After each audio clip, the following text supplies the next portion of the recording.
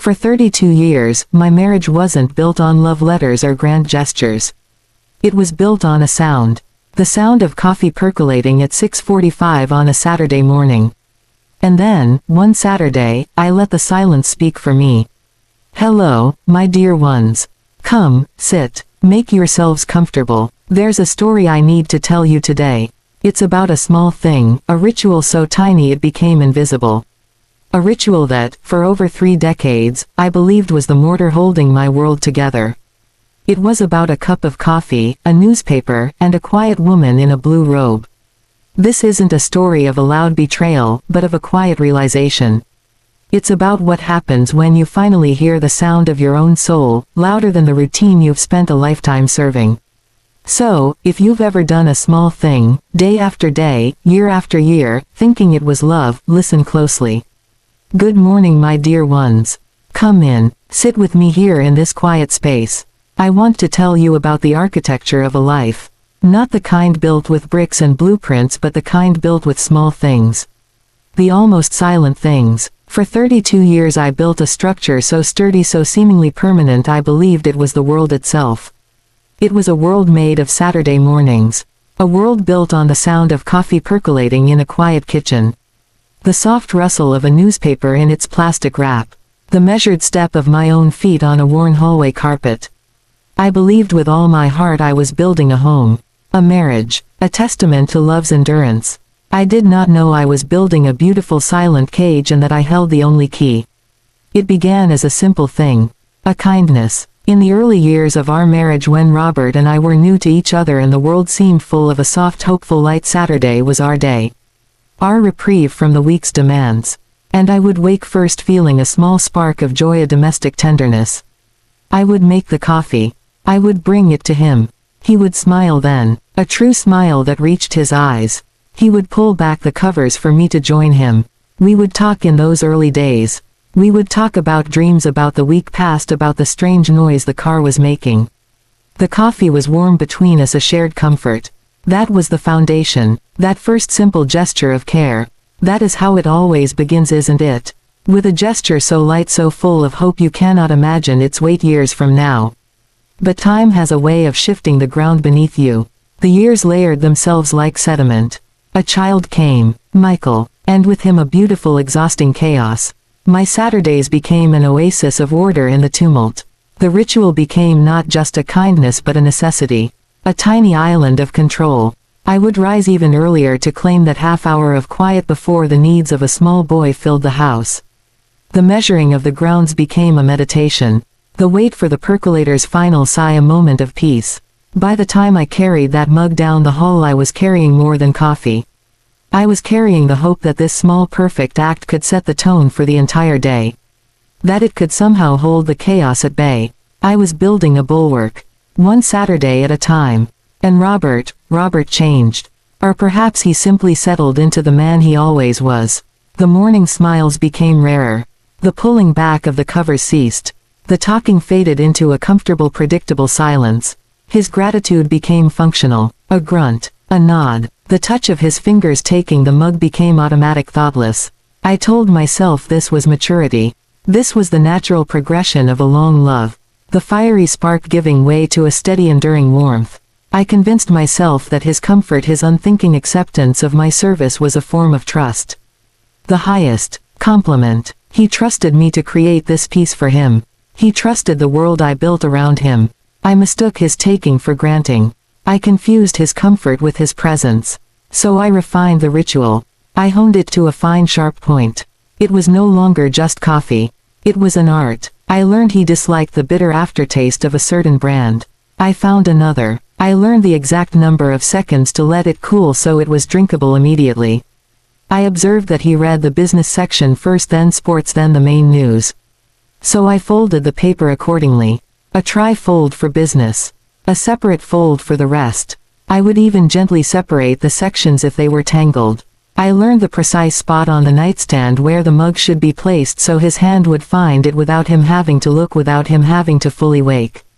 I became a student of his unconsciousness. The blue robe became part of the uniform. He gave it to me one Christmas. It was practical, warm. I wore it every Saturday until the cuffs frayed. It was not a glamorous thing, but it was part of the architecture. A predictable piece of the scenery. I believe he stopped seeing the robe just as he stopped seeing the effort. They both simply became part of the morning's condition. Part of the weather of his world. Sunny with a chance of coffee prepared exactly so. And my love, where did my love go? It poured itself into those details. It became the enemy of bitterness in the cup. It became the crispness of the fold in the paper. My love migrated from my heart into my hands. It lived in the action, not the connection. I thought I was loving him more deeply than ever.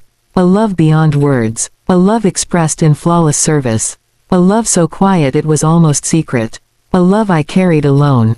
I built a cathedral of consideration. And I was its only worshipper. I constructed my entire identity around this reliability. I was the woman who could be counted on. The steady one. The peaceful one. The one who made Saturday morning a sanctuary. Friends would joke about it. Don't call Helen before 8 on Saturday, you'll interrupt the ritual. I would laugh with them. I wore it as a badge of honor. A testament to my devotion. What I did not see was that the ritual had become a cage of my own making. The walls were not made of his demands but of my own need for the structure. My own fear of what might happen if I stopped. If the coffee was bitter. If the paper was out of order. Would the whole day crumble? Would the fragile piece of our home shatter? I believed I was the glue. In truth, I had become the silent keeper of a contract no one else remembered signing. The architecture was so complete it blocked out the light. It blocked out the view of anything else. There was no space for a spontaneous conversation. No room for him to ever think to make me a cup of coffee. Why would he? That was my domain, my purpose. I had so thoroughly claimed the territory of care that he became a guest in it. A pampered perpetual guest. And a guest does not think to remodel the house. A guest simply enjoys the amenities. I built rooms in this invisible house that I never got to live in. A room for shared dreams. I locked the door. A room for passionate disagreement. I boarded up the windows. A room for messy, unpredictable laughter. I kept it pristine and unused. I left only the sitting room of pleasant routine open. A safe, bland space. And I decorated it perfectly. I polished the silver of the ritual until I could see my own tired reflection in it. For 32 years I believed the architecture was the marriage. The beams were the rituals. The walls were the routines. The foundation was my silent, dependable love. I did not notice that the foundation was settling into sand. That the beams were hollow. That I was living in a meticulously crafted museum dedicated to the idea of us. And he was just passing through the exhibits, barely glancing at the placards. I thought strength was in holding it all up. In bearing the weight of the roof. In weathering every storm without a creak. I did not know that true strength might be the courage to step outside and see the structure for what it was. To feel the sun on your face that the eaves had been blocking for decades. I confused devotion with construction. I confused service with soul. It was a beautiful, painful thing to build. It was my life's work. And the hardest realization of all was understanding that the most beautiful thing you have ever built can also be the thing that is keeping you from the sky. The coffee was always warm. The paper was always crisp. The house was always quiet. And I, my dear ones, was slowly quietly disappearing into the flawless lines of my own design. A ghost in the machine of morning. A gentle, diligent ghost who believed with all her heart that she was building a home when she was only learning the weight of every single silent brick. Good morning, my dear ones. There's a particular kind of quiet I want to talk about today. It's not the quiet of an empty house. That quiet can be spacious, even peaceful. No, this is a different quiet. It's the quiet that exists in the middle of a ritual. The quiet that sits in the space between the giving and the receiving. It's a dense quiet, a heavy quiet. For me, it lived in those moments after I set down the coffee mug on the nightstand. After I placed the folded newspaper on the quilt. In the 3, maybe 4 seconds I would stand there in the half-dark waiting for a sign. That was where the loneliness lived. It didn't visit me in dramatic gusts. It didn't sweep in like a storm. It was a climate, the steady weather of my life. It built itself around me so slowly I never felt the temperature drop. Year by year the loneliness laid down its layers. A new sheet of ice so thin it was invisible. Until one day I was encased. I was moving through my life in a perfect clear shell. I could see out. Everyone could see in, but nothing could touch me. Not really. Not his hand taking the mug. Not his voice saying thank you like it was a line from a manual. The touch, the words would land on the shell and slide right off. I was a museum docent in the gallery of my own marriage, pointing out the exhibits of care to a visitor who had long ago stopped reading the descriptions. The loneliness was in the perfection of it all. In the terrible predictability. I knew the exact second his eyes would flutter open. I knew the angle of his reach. I knew the shape of his grunt. There was no mystery, no anticipation, no little leap of the heart wondering what this morning's greeting might be. There was only the script. A script I had written and memorized and performed for so long I had forgotten there could be another story. The loneliness was in the absence of surprise. In the death of possibility. I was living a life of exquisite sameness, and I had come to believe that sameness was safety. That sameness was love's final form. A finished product. I did not know it was love's quiet tomb. It was a loneliness that felt like being incredibly busy and profoundly empty at the very same time. My hands were always full. A mug, a newspaper, a laundry basket, a grocery bag. My arms were always occupied. But my soul, my dear ones, my soul was standing in an empty room. It was waiting. It had been waiting for 32 years. It was waiting for him to look up from the paper and really see me. To see the woman holding the mug, not just the mug itself. It was waiting for a question that wasn't about logistics. What time is the thing? Did you call the man? Where is my blue shirt? It was waiting for a question about me. What did you think about that book you're reading? What does that cloud look like to you? Do you remember that song? The loneliness was woven from all those unasked questions. A tapestry of silence. And the worst part, the most isolating part, was that it was a loneliness I felt I had no right to claim. How could I be lonely? I was married. I had a family. I lived in a nice house in a nice neighborhood. My life was the picture of stability. I had constructed a life that from the outside looked completely full. A life many would envy. To name the loneliness felt like an act of betrayal. Of ingratitude. It felt like looking at a beautiful sunlit garden and complaining about the type of soil. So I never named it. I called it tired. I called it content. I called it middle age. I gave it any name but its own. I let it live inside me as an unspeakable thing. And an unspeakable thing grows powerful in the dark. It manifested in the strangest ways. I would be at the grocery store staring at a display of peaches and a wave of it would hit me. A hollow ache so profound it was a physical sensation, not because of the peaches, but because of their perfect fragility, their fleeting ripe sweetness. And I would think, I am like that. I am here for a brief season and I am living in a refrigerator.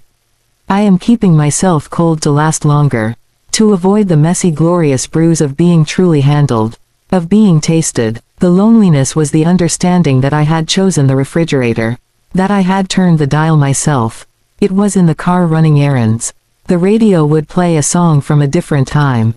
A song from when we were young, and his hand would reach for mine not out of habit but out of a kind of hungry joy.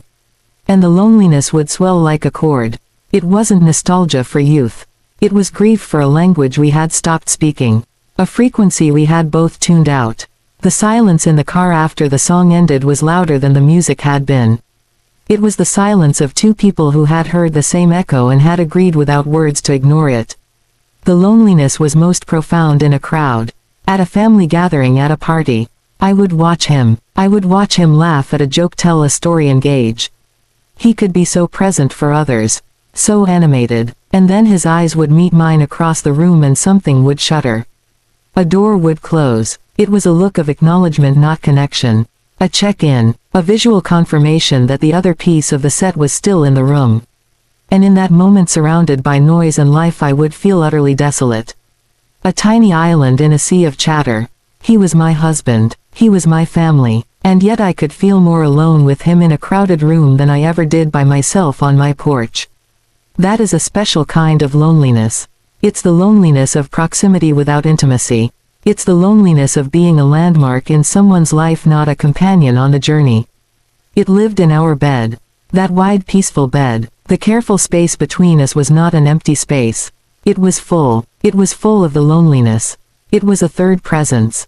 It slept between us. A cool invisible body. We would lie there in the dark, backs turned, sometimes a hand would reach out in sleep. A foot would brush a foot. But the loneliness was always there. It was in the things we didn't say before sleep. The small victories we didn't share. The tiny worries we didn't voice. The day would just end. And another would begin. And the loneliness would roll over and make itself comfortable in the new day's space. I thought loneliness was a void. An absence of people. I learned it as a presence. It is the presence of your own unspoken heart. It is the crowd of your own feelings waiting to be introduced to the person you share your life with. It is a room in your soul where you sit by yourself waiting for a guest who never arrives. And you are too polite, too afraid to go out and find him. To say, here I am. I am in here. This is what the room looks like. That Saturday morning on the porch, the loneliness finally introduced itself to me by its real name. It didn't say you are lonely. It said, I am here. I have always been here. I am the taste of your own morning coffee drunk by yourself at the kitchen table. I am the sound of the newspaper rustling in another room. I am the expert fold. I am the perfect temperature. I am the product of your own meticulous care. And in that moment I didn't feel sad. I felt a strange, shocking recognition. Oh, there you are. This is you. You are not a ghost. You were the house I built. You were the air inside it. And with that recognition came the first crack in the shell. Not a crack from the outside. A crack from within. A tiny fracture of light. The loneliness had been my prison, but in naming it I found it was also the key. The key was not to destroy the loneliness with noise, with drama, with demands. The key was to turn and face it. To sit with it on the porch as I did that morning.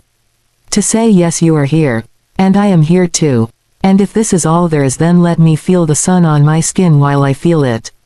Let me hear the birdsong while I hear it. The loneliness did not vanish that day. How could it? It was 32 years in the making. It was the sedimentary rock of my life. But it changed. It ceased to be a silent scream inside me. It became a simple fact. A quiet companion. My loneliness and I, we sat on that porch together. And for the first time we were not trapped in a ritual.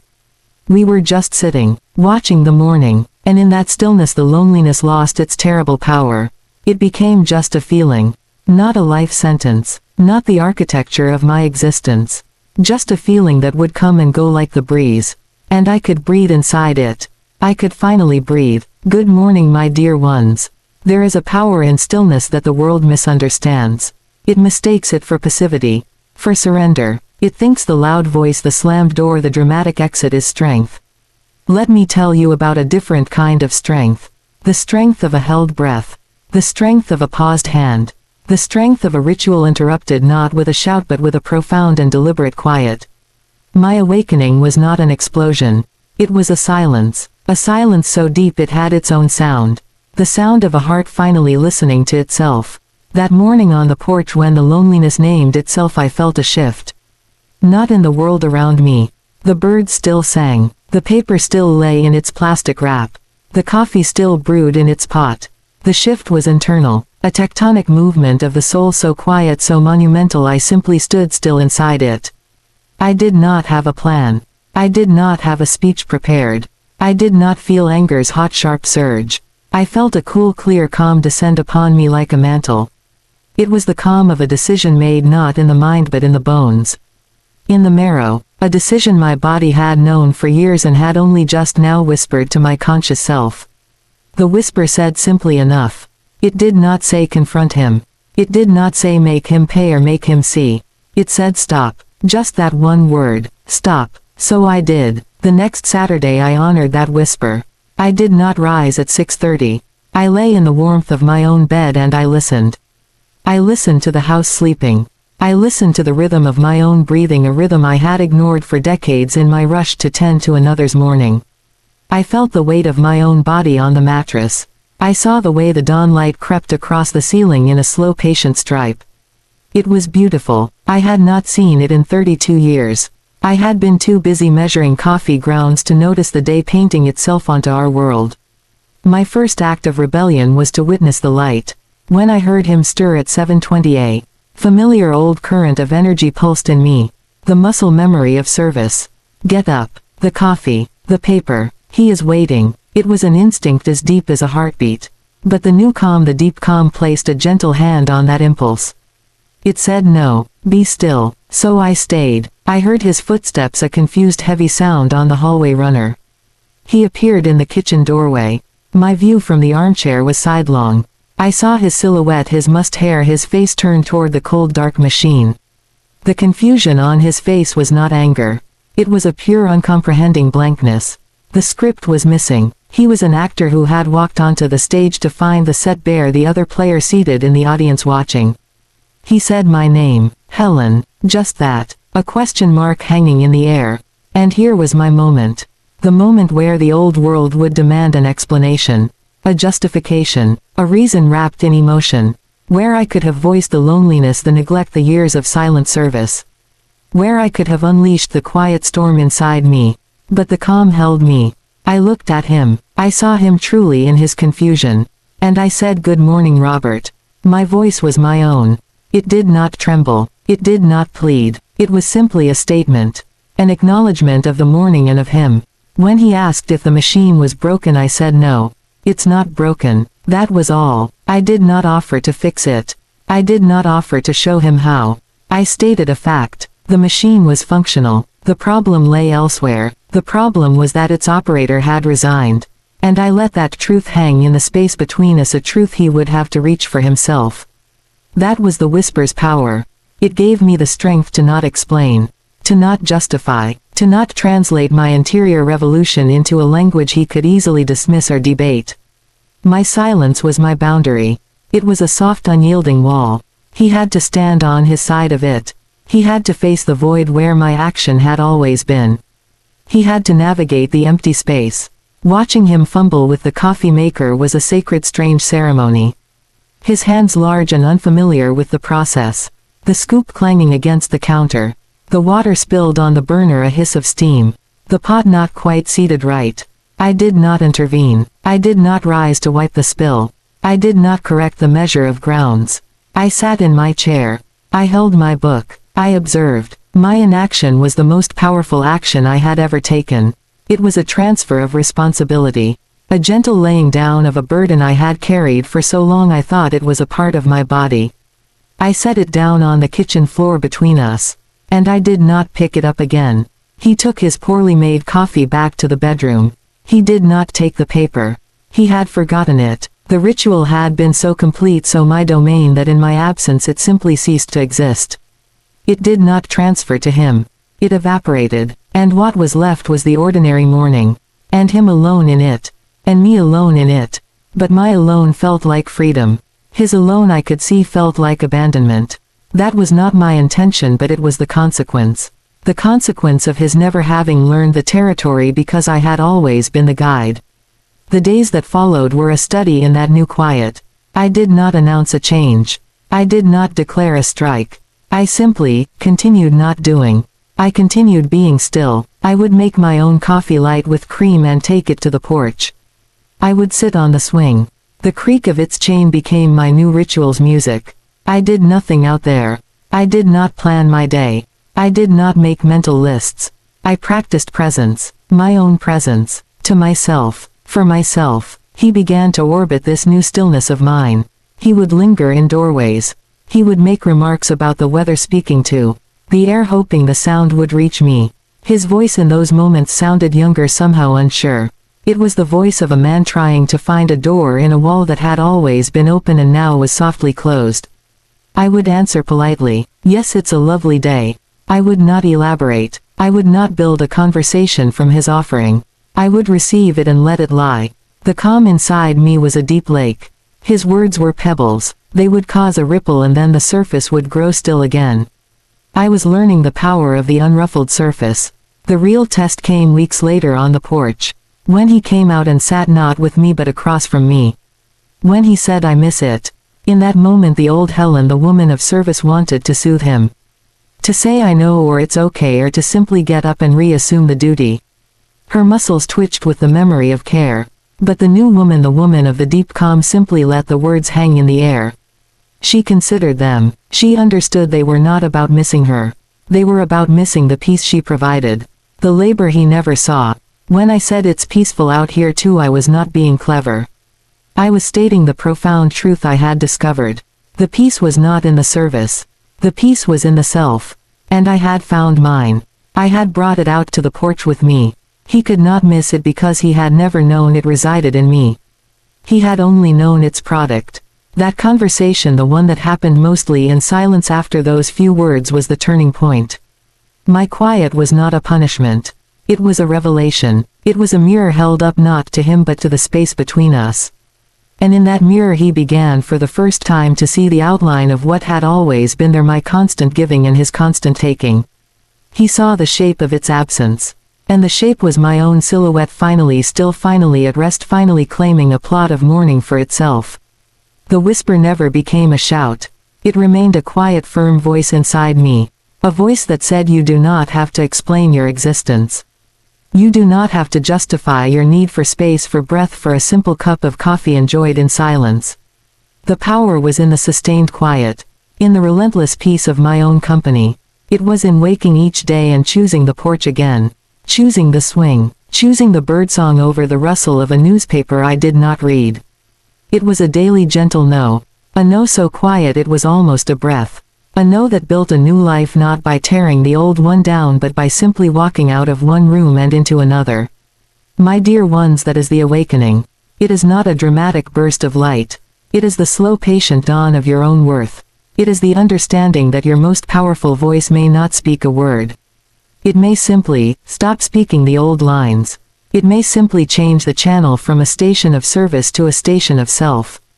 And in that new frequency you will hear a music you forgot you knew. The music of your own soul. It has been playing all along. You just had to stop the other noise to finally hear it. My awakening was not an event. It was a return, a slow, gentle turning back toward myself. And the first step on that journey was a stillness so profound it shook the world without making a sound. Good morning, my dear ones. I want to speak with you about emptiness. Not the emptiness of loss. Not the hollow echo after something cherished is gone. I want to speak about the emptiness you choose. The emptiness you create deliberately. The powerful, fertile silence that blooms when you finally stop filling a space that was never meant for you to fill. For 32 years I filled the Saturday morning. I filled it with the smell of coffee, the rustle of news, the careful placement of a mug. I filled it so completely there was no room for anything else. No room for accident. No room for his curiosity. No room for his own two hands to fumble and learn. My presence was a constant, a guarantee. My absence then became my greatest teacher and my most profound statement. When I stopped the ritual, I did not replace it with something else. I did not take up a loud hobby or fill the time with chatter or busyness. I created a vacuum, a clean, quiet space where my action used to be. And nature, as they say, abhors a vacuum. Life rushed in to fill it. But it was not my life that rushed in. It was his confusion, his bewilderment, the stark, unadorned reality of a Saturday morning without its architect. I had been the silent engine of his comfort, and when I turned the engine off, the silence that remained was not peaceful. It was deafening, but it was not my deafness. It was his. For the first time he had to listen to the nothing. He had to face the unscripted day. The power of your own absence is not about inflicting pain. It is about allowing reality to settle where fantasy once lived. The fantasy was that Saturday morning just happened. That coffee appeared. That news arrived folded and sorted. That peace was a natural condition of the world, like sunrise. My absence pulled back the curtain. It revealed the mechanism. It revealed the hands that had been turning the gears all along. And when the mechanism stopped, the peace stopped with it. He had to confront a fundamental truth he had never considered. The peace was not innate. It was manufactured. And I had been the manufacturer.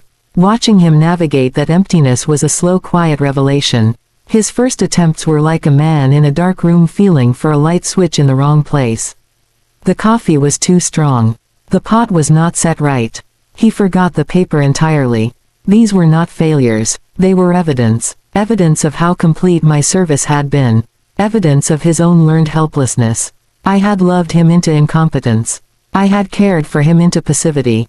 And now in the emptiness of my care he stood adrift. I did not rescue him.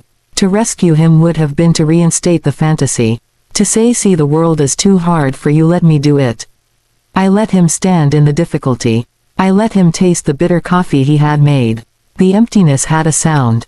It was the sound of his footsteps pausing at the kitchen doorway in the morning.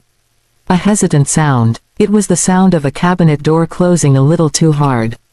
A sound of frustration not with me but with the unfamiliarity of his own kitchen. It was the sound of the newspaper left in its plastic wrap on the counter until afternoon. A sound of neglect. These were the echoes of my absence. They bounced around the house telling the new story. The story of a man alone with the consequences of his own inattention. He began to orbit the new space I occupied. The porch. He would look out the window at me. I could feel his gaze. It was not a demanding look. It was a wondering look. Who is that woman on my porch?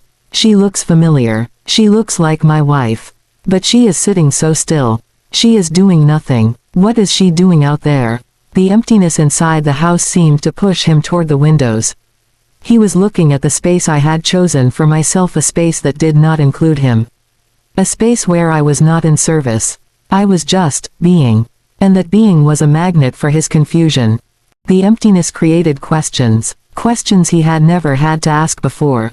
Where do we keep the coffee filters? Which section of the paper does the financial news come in? Does the pot need to be cleaned after each use? The questions hung in the air. Some he muttered to himself. Some he asked me directly, his voice tentative. I answered simply, factually, in the pantry to the left. It's the second section. Yes, it does. I did not elaborate. I did not turn the answer into a lesson. I did not get up to show him. I gave him the information and returned to my stillness. The emptiness required him to do the work. To translate the word into action. To build his own competence from the ground up.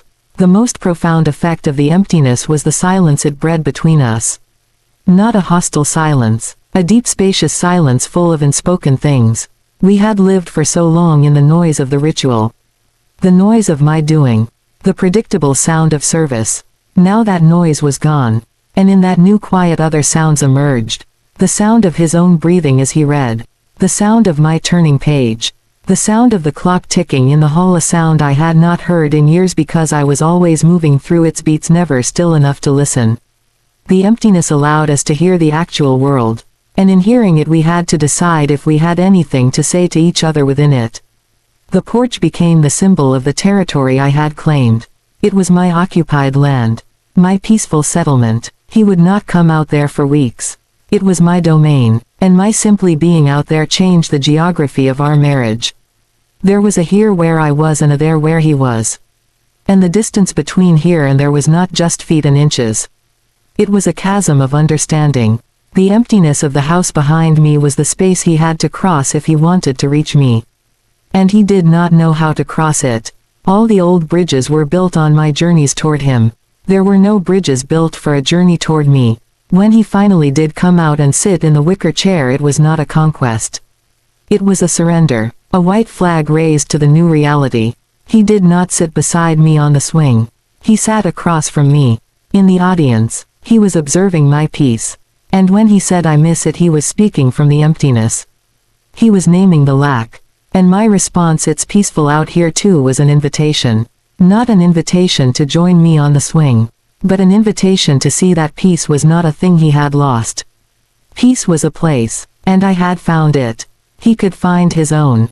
But he would have to look for it. He could not receive it from my hands anymore. That is the ultimate power of your absence. It forces a choice. It forces the other person to either remain in the emptiness, to stew in the lack, or to get up and build something for themselves. To become the author of their own comfort. To face the quiet and decide what sound they will make in it. My absence did not punish him. It presented him with the mirror of his own passivity. And a man does not like to see that reflection. He would rather have the coffee than have to see his own hands shaking as he pours it. In the months that followed, the emptiness evolved. It became a new normal.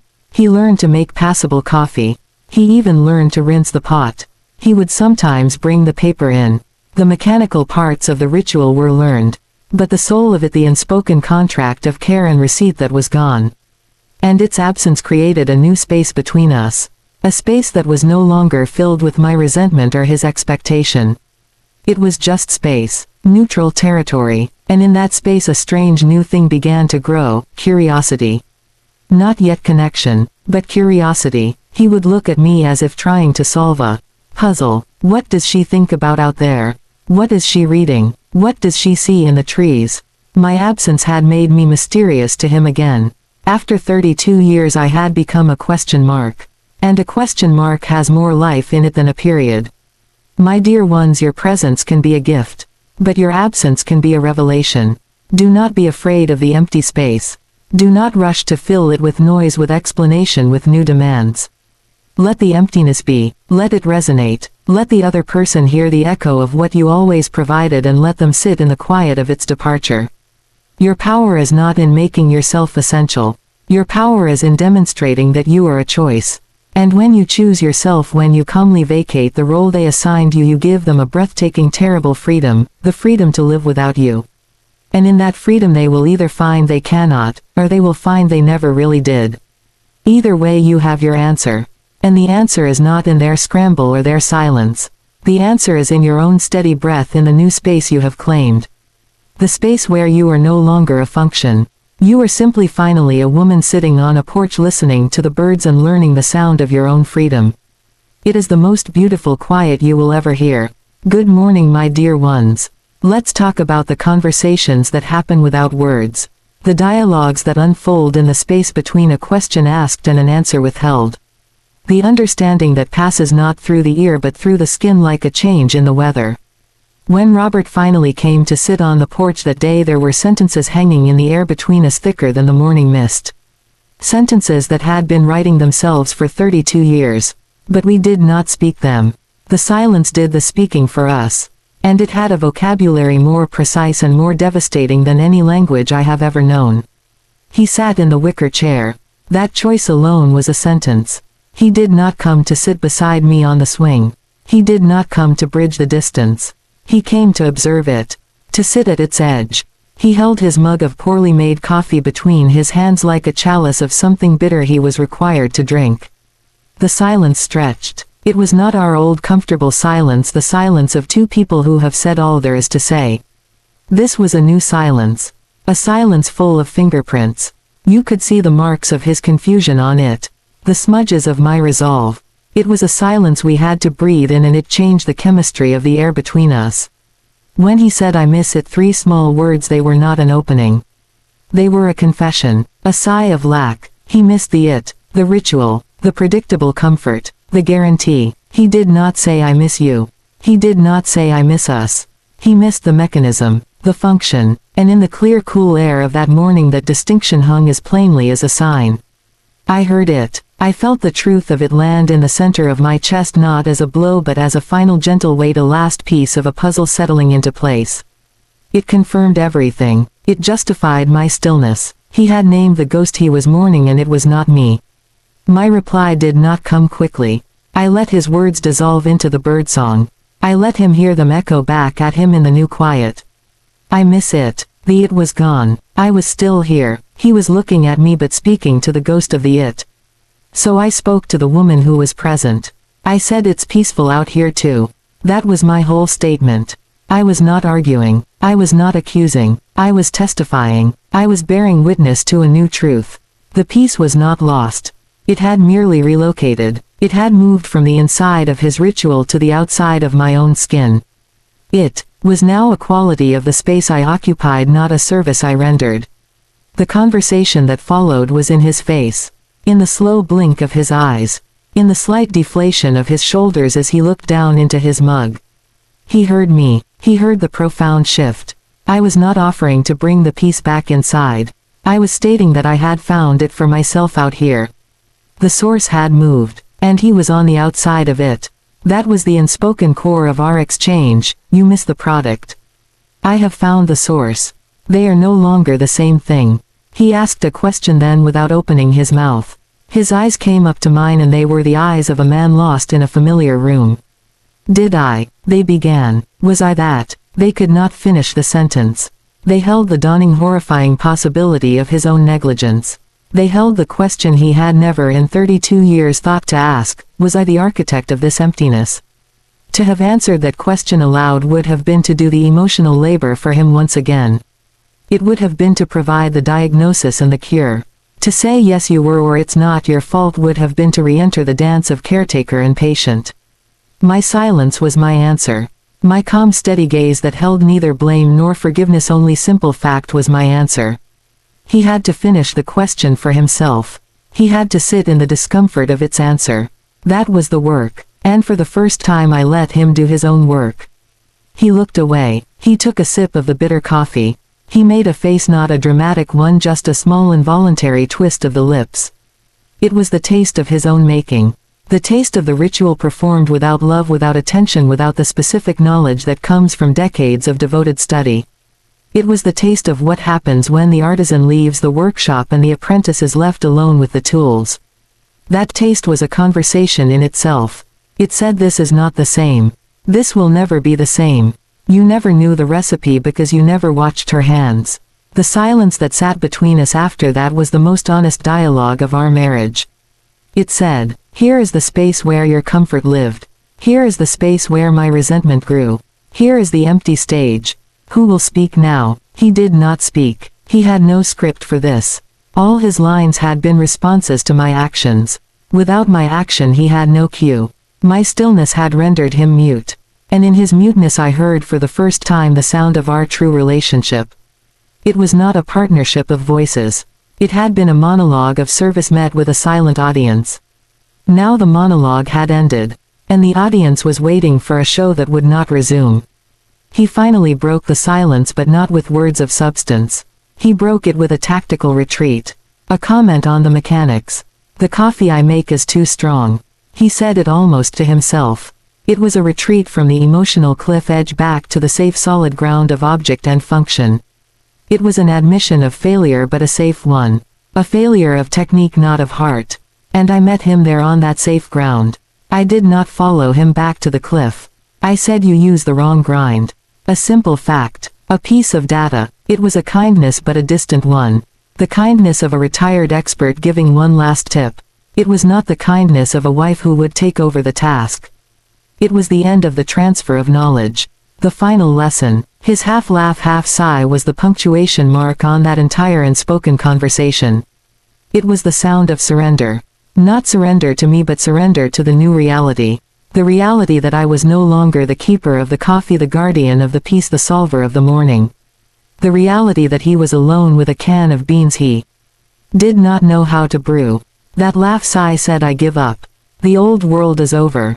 And in its wake came a profound and unmistakable grief. I saw that grief settle over him as he sat there. It was not a grief for me. Not yet. It was a grief for a kingdom he had not known he ruled.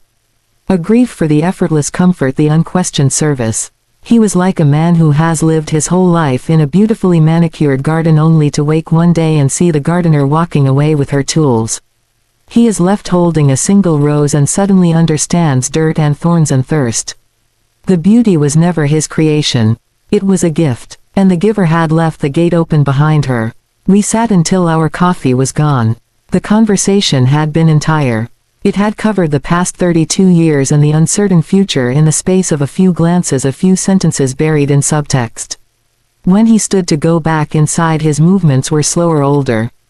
He paused at the door and looked back at me. Not with a question this time. With a kind of bleak recognition.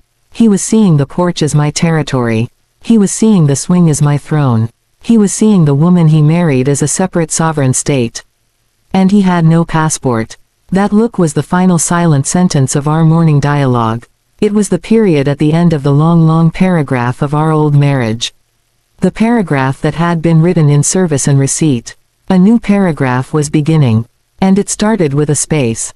A clean line break. The emptiness between his world and mine. The conversation in the silence had laid bare the truth we could never have spoken aloud because to speak it would have shattered us years ago. The truth was this: he loved what I did for him. And I loved the man I hoped he was when I did it. We were both in love with phantoms. And that morning on the porch the phantoms faded in the sunlight and left two strangers sitting in their chairs wondering what to say to each other now that the only thing they had in common was the memory of a cup of coffee that didn't taste right anymore. My dear ones, the most important conversations of your life will happen in the quiet. They will happen in the space between words, in the language of a turned shoulder, in the grammar of a withheld service, in the poetry of a calm gaze that refuses to explain itself. Do not fear that silence. Trust it. It speaks the truth that politeness and routine have shouted down for years. It is the quiet voice of your soul finally getting a turn to hold the floor. And when it speaks, even if it says nothing at all, the whole world will hear it. And the people in it will have to decide whether they miss the noise, or whether they are finally ready to listen to the quiet. Good morning, my dear ones. There is a life that begins after the awakening. It is not a loud life. It does not announce itself with fanfare or a change of address. It is a quieter, deeper current that begins to flow beneath the surface of the old one. The woman I was for 32 years, she is a ghost now. A gentle, well-intentioned ghost who haunts the corners of this house. And I, the woman I am now, I live alongside her. I am learning the contours of this new person. This woman who knows how she likes her own coffee. This woman who can sit for an hour and watch a single cloud dissolve into nothing. This woman who is no longer afraid of the empty spaces in her own day. Robert lives with the ghost. I see him sometimes pause in the kitchen, his hand hovering over the coffee maker. He is remembering the ritual. He is listening for the echo of percolation that used to be his alarm clock. He will glance toward the hallway, almost expecting to see the blue robe, the careful hands, the offered mug. But the hallway is empty. Just morning light falling on the floorboards. And he must shake himself almost physically to return to the present. To the can of coffee, the filter, the tap water. He is learning, but it is a slow learning. The ghost is a better cook, a better laundress, a better keeper of the peace. The ghost never left a dish in the sink. The ghost always had his favorite shirt ready. The ghost was a ceaseless, benevolent presence. And I am not the ghost. I am a real woman with real tiredness and real needs and a newfound love for silence. He looks at me now with different eyes. There is a puzzlement in them, a kind of respectful confusion. It is the look you give a landscape you have driven past for years, only to one day notice a magnificent tree you swear was never there before. You wonder how you missed it. Was it always there? Did it grow overnight? Or did you simply never truly see the space it occupied? He is seeing the tree. He is seeing me, not as an extension of his own comfort but as a separate living entity occupying space. My calmness, my steady quiet, my refusal to be ruffled, these are the roots and branches of this tree. And he is slowly walking around it, looking up. Our interactions are polite, distant, almost formal. There is a new space between us and we are both respecting its borders. He will ask, is there anything you need from the store? A simple question, but the old ghost would have heard, what do I need to get for the house for us? The new woman hears it literally. She thinks. She might say no thank you, or yes, some of that tea, I like the peppermint one. She does not offer a list. She does not see it as an opening to manage his trip. She answers for herself alone. This is a revolution in microcosm. The separation of needs. The delineation of a self. He tries sometimes. In his awkward, unpracticed way. He will bring in the mail and hand me a letter addressed to me. A small thing. But the old ghost would have taken the entire stack, sorted it, placed his on his desk, opened the bills, filed the catalogs. I simply take my letter. I say thank you. I do not reach for the rest. He stands there for a moment holding the remainder of the stack, unsure. He has never been the keeper of the mail. He must learn what to do with it. My not taking it is an act of faith. A faith that he will figure it out. It is also an act of shedding. I am shedding the skin of the household manager. I am allowing him to feel the weight of the mundane world he had delegated. The ghost was a mind reader. The ghost anticipated needs before they were spoken. A flicker of a headache and the aspirin would appear. A mention of a rough day and a favorite meal would be on the table. I have retired from mind reading. It was an exhausting, thankless profession. Now if he has a headache he must say the words. I have a headache. And I might say, I'm sorry to hear that. The aspirin is in the cabinet. I do not fetch it. I do not place it in his hand with a glass of water. I offer the information. The action is his. This seems small, but it changes everything.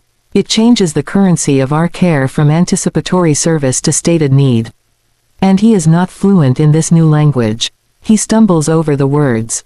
He often chooses silence. He will endure the headache rather than admit a need. Because to admit a need is to acknowledge a lack. And to acknowledge a lack is to feel the space where the ghost used to stand ready to fill it. I am cultivating my own garden. Not a literal one, though I have put in some hydrangeas by the porch. A garden of the spirit. I read books he would never read. I listen to music he does not recognize. I take long drives with no destination. I am reintroducing myself to myself.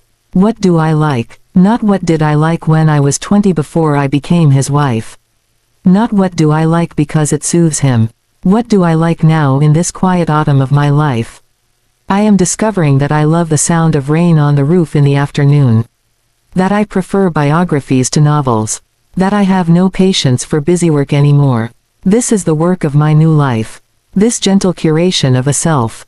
He witnesses this from a distance. He will see me utterly absorbed in a book, a small smile on my face. He will see me standing at the window just watching the rain. He does not interrupt. There is a sacredness to my solitude now that even he instinctively respects. My peace is no longer a communal resource. It is a private sanctuary. And he is not a member. There are moments of strange tenderness. Not the old tenderness of routine, but a new fragile thing. He caught me staring at a photograph of us from years ago. We were young at the beach, squinting into the sun. He stood beside me and looked at it too. He did not put his arm around me. He did not say anything nostalgic. He simply looked, and then he looked at me, his eyes moving from the young woman in the photo to the older woman beside him. There was a sadness in his look, but not a punishing one. A simple recognition of time passed, of roads taken. He gave a slow nod almost to himself and walked away. That was the entire moment. But it was more honest than any anniversary card he ever signed. He is living with the consequence of his sleep. He slept through the marriage. He slept through the building of a world around him. And he has woken up to find the architect has laid down her tools and is now sitting in the garden she made, admiring the view without him. He is not sure if he is a guest here anymore. He is not sure of his role. The ghost knew his role. The ghost had a script for him. I have no script to offer. I am writing my own lines for the first time. So we coexist. Two planets in a rearranged solar system. The old gravity that pulled me into his orbit is gone. I have my own trajectory now. We still share an atmosphere. We pass in the halls. We share meals sometimes in a silence that is no longer charged with my resentment but is simply quiet. It is the quiet of two people who have said all the easy things and are now respecting the difficulty of the unsaid ones. It is not a peaceful silence, but it is an honest one. The ghost of me, the woman of the blue robe, she would want me to fix this. To make it comfortable again. To find a new routine, a new pattern to weave us back together. But the woman I am now knows that some fabrics once unraveled cannot be rewoven into the same cloth. They must become something else. A smaller separate piece perhaps. Or maybe just threads laid side by side, not intertwined but parallel. My power, my dear ones, lies in my continued contentment. In my unwavering calm. He cannot disrupt my peace because he is no longer its source. My peace comes from the porch, from the birdsong, from the weight of the book in my lap. It comes from within, and that is a fortress he cannot enter unless he builds a bridge from his own shore. And he has never been an engineer. He has always lived in houses built by others. So I tend to my garden. I drink my tea. I watch the sky. I am becoming acquainted with a stranger I should have known all along myself. And he watches this. Becoming. He lives with the ghost and watches the living woman. And in the space between the two is the story of our marriage.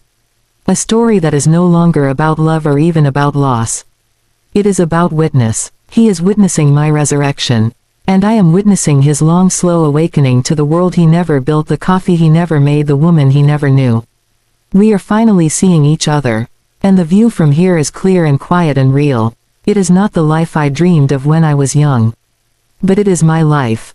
Finally, authentically, completely my own.